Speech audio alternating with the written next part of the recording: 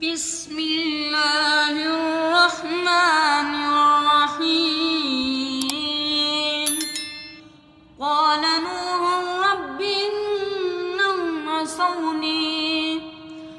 إنهم عصوني واتبعوا من لم يزده ماله وولده إلا خسارا ومكروا مكرا كبارا وقالوا لا تذرن آلهتكم ولا تذرن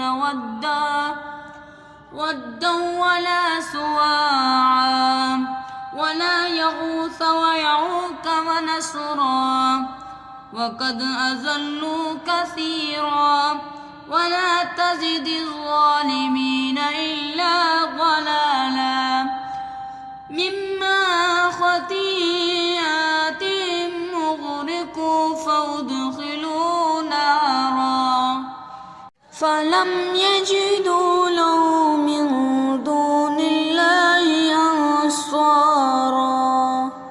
وقال نوح رب لا تذر على الأرض من الكافرين ديارا إنك إن تذرهم يضلوا عبادك ولا يلدوا إلا فاجرا كفارا.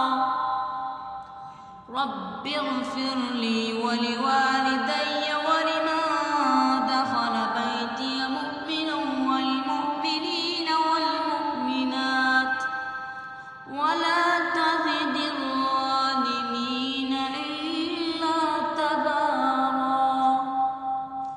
صدق